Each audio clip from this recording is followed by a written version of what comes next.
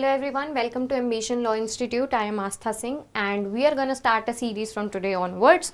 अब वो सीरीज़ किस चीज़ के बारे में है, तो जैसा कि हम सब जानते हैं that you guys are preparing well for your DGS and your prelims is on your head. तो हम एक सीरीज स्टार्ट कर रहे हैं जिसमें हम आपको रोज़ के रोज़ वीडियोस अपलोड करके अपडेट करते रहेंगे लीगल अपडेट्स के बारे में, करंट अफेयर्स के बारे में, न्यूज़ अफेयर्स के बारे में। जितना भी इंफॉर्मेशन आपके लिए अभी इम्पॉर्टेंट है आपके प्रीलिम्स के पर्सपेक्टिव से, वो सारा हम इन वीडियोज़ के थ्रू आपको अपडेट करते रहेंगे उसके बारे में। तो आज हम अपना वीडियो स्टार्ट करने वाले हैं और जो चीज़ हम आज डिस्कस करेंगे वो है हमारे legal updates and news in bulletin. अब इसमें जो पहली चीज़ हम डिस्कस करने वाले हैं अभी वो है लॉन्च ऑफ ESCR। तो सबसे पहले जान लेते हैं कि ESCR क्या होता है, इसे सरल भाषा में समझते हैं। तो E स्टैंड्स फॉर इलेक्ट्रॉनिक और SCR मतलब सुप्रीम कोर्ट रिपोर्ट्स। तो बेसिकली ये एक प्रोजेक्ट है जो कि लॉन्च किया गया है किसके थ्रू, अब सुप्रीम कोर्ट के हमारे चीफ जस्टिस ऑफ इंडिया कौन है, डॉक्टर DY चंद्रचूड़ जी हैं। तो ऑब्वियसली इसको लॉन्च उन्हीं के थ्रू करा जाएगा। तो इसे लॉन्च करा है चीफ जस्टिस ऑफ इंडिया ने, जो कि हमारे डॉक्टर DY चंद्रचूड़ जी हैं। और ये क्या है, इसका full form electronic supreme court report. अब इसका एम क्या है ये जानना भी हमारे लिए बहुत ज़रूरी है, क्योंकि अगर इसे लॉन्च करा गया है तो इसके पीछे कुछ ना कुछ रीज़न होगा, कोई एम होगा इसका। तो बेसिकली इसका एम है प्रोवाइड करना ऑफ अराउंड 34,000 जजमेंट्स का एक्सेस कौन कौन से लोगों को, लॉयर्स, लॉ स्टूडेंट्स और जनरल पब्लिक को। तो 34,000 हमारी जो अपेक्स कोर्ट की जजमेंट्स होंगी, यानी कि सर्वोच्च न्यायालय की जितनी भी जजमेंट्स होंगी उनका एक्सेस प्रोवाइड करा जाएगा लॉयर्स, लॉ स्टूडेंट्स और जनरल पब्लिक को इस रिपोर्ट के थ्रू। अब ये कहाँ अवेलेबल रहेगा, तो ऑब्वियसली क्योंकि यहाँ पे डिजिटाइजेशन की बात हो रही है और एक रिपोर्ट बनाई गई है और आजकल सबसे ज़्यादा चीज़ें इंटरनेट पे अवेलेबल होती हैं, तो ऑब्वियसली इसका एक्सेस भी जो है वो अवेलेबल होगा इसके मोबाइल ऐप के थ्रू, सुप्रीम कोर्ट की वेबसाइट पे और इनका अपना जो एक पोर्टल है उस पे। Next is national legal service day. अब हम नेशनल लीगल सर्विस डे की बात करें तो हम नेशनल लीगल सर्विस डे मनाते कब हैं? हम नेशनल लीगल सर्विस डे मनाते हैं 9 नवंबर को, और इसे हम मनाते हैं एक एक्ट को ध्यान में रखते हुए। तो जान लेते हैं कि वो एक्ट कौन सा है। तो वो एक्ट है हमारा लीगल सर्विस अथॉरिटी एक्ट 1987।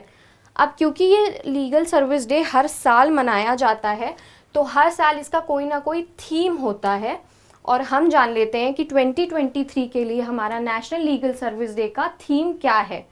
तो हमारा थीम है access to justice for all, कि जस्टिस का जो एक्सेस है वो सभी लोगों को मिल सके। उसमें ये ना देखा जाए कि वीकर सेक्शन सोसाइटी का कौन सा है या फिर ज़्यादा अपग्रेडेड सेक्शन सोसाइटी का कौन सा है। Justice is for all, so everybody should get access to it.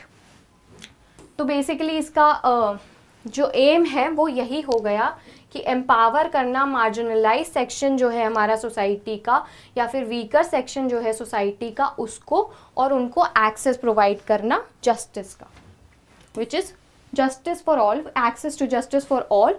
और फ्री लीगल एड और लीगल हेल्प और लीगल अवेयरनेस प्रोवाइड करना उन लोगों को जो कि सोसाइटी के वीकर सेक्शन में आते हैं और जो इन सब चीज़ों के बारे में ज़्यादा अवेयर नहीं हैं। Next we will move on to major ports adjudicatory board. अब ये जो एक रूल है major port adjudicatory board rule, अगर हम इसके बारे में बात करें तो इसका जो रूल है वो 2023 में फ्रेम किया गया है। और अब एक एक्ट है जिसके नाम पर या जिसके थ्रू इसे फ्रेम करा गया है, तो वो है हमारा the major port authorities act 2021, जो कि फोर्स में आया था 3/11/2021 को। अब इसे कौन सी मिनिस्ट्री ने नोटिफाई करा है आपके प्रीलिम्स के पर्सपेक्टिव से, ये जानना आपके लिए बहुत ज़रूरी है। तो ये हमारी मिनिस्ट्री जिसने इसे नोटिफाई करा है वो है ministry of ports, shipping and waterways ministry. Next is so adjudicatory board shall consist of 2 members, which is presiding officers and 2 members.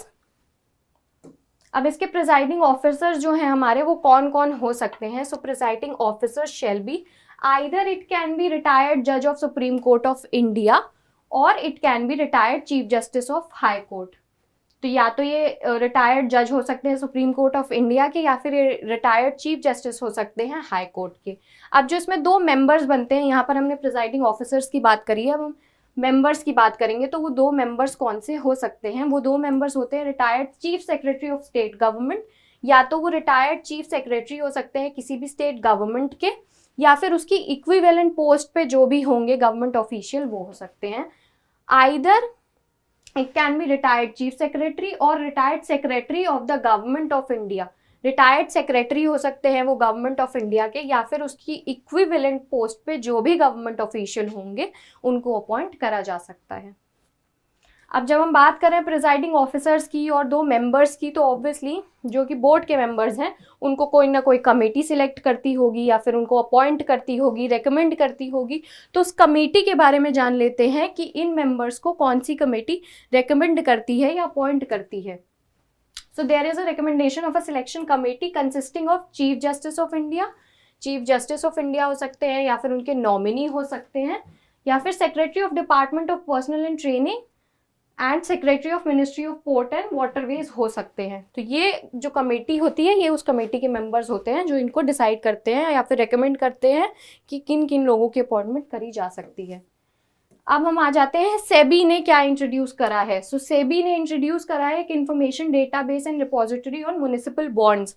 अब म्युनिसिपल बॉन्ड्स क्या होते हैं अगर आपको नहीं पता है तो सिंपल लैंग्वेज में जो डेप्थ होते हैं securities, depth securities issued by the local government and municipal bodies, उनको हम कहते हैं म्युनिसिपल बॉन्ड्स।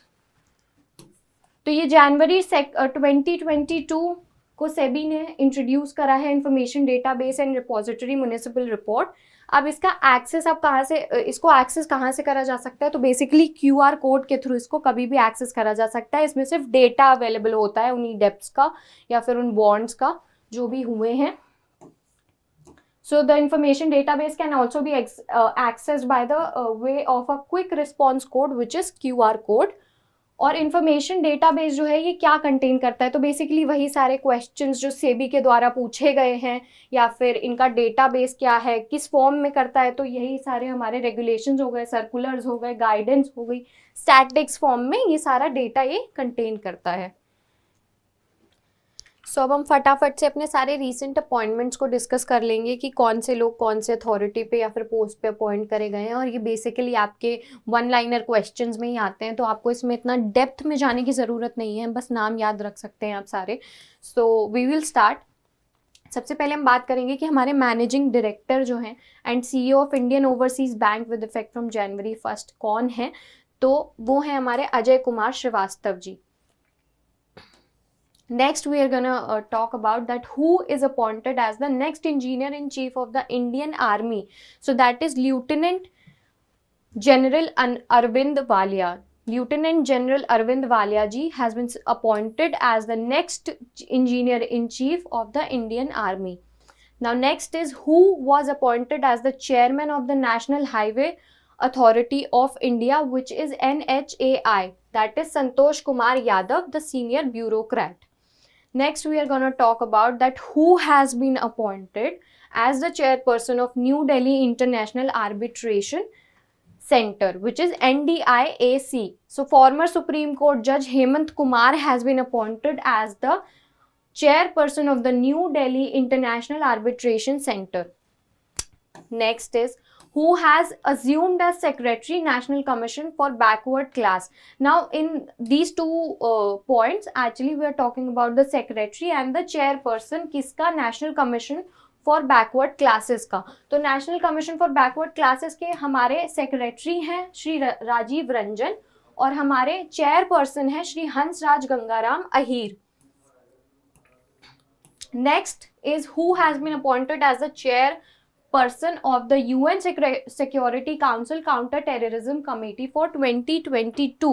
अब हमारी जो UN Security Council Counter-Terrorism Committee है for 2022 उसका चेयरपर्सन किसको अपॉइंट करा गया है, तो UN की हमारी परमानेंट मेंबर हैं, कौन है, TS त्रिमूर्ति जी, और उनको इसका रिप्रेजेंटेटिव बनाया गया है। Next is who is the current chairman of the National Green Tribunal which is NGT, who is the current current chairman of the National Green Tribunal NGT, which is Justice Prakash Srivastav. Next is who is the chairperson of 22nd law commission of India. तो 22nd law commission जो है हमारी, उसका chairperson कौन है, that is justice Rituraj Awasthi. 22nd law commission of India, ये question आपसे पूछा जा सकता है, तो I think you should definitely remember it that who is the 22nd chairperson of law commission of India, that is justice Rituraj Awasthi. Next is who is the patron in chief of NALSA of India. अब NALSA basically है क्या, तो NALSA is national legal service authority. NALSA is national legal service authority, और इसका काम क्या होता है, सेम वही बेसिकली इसका काम होता है वीकर सेक्शन को सोसाइटी के हेल्प प्रोवाइड करना, लीगल हेल्प प्रोवाइड करना, लीगल एड प्रोवाइड करना। इसके पैटर्न इन चीफ हैं honourable doctor justice DY Chandrachud ji, जो कि हमारे चीफ जस्टिस ऑफ इंडिया भी हैं। एंड विद दैट हम आज का ये रीसेंट अपॉइंटमेंट्स का सेशन यही ख़त्म कर रहे हैं, and we will definitely come up with more and more videos. और अगर कोई भी ऐसा टॉपिक या चीज़ है जो आप हमसे समझना चाहते हैं, तो आप हमें कमेंट सेक्शन में बता सकते हैं। We are definitely gonna inform you, and we will try to tell you more and more about it in our videos. Thank you so much.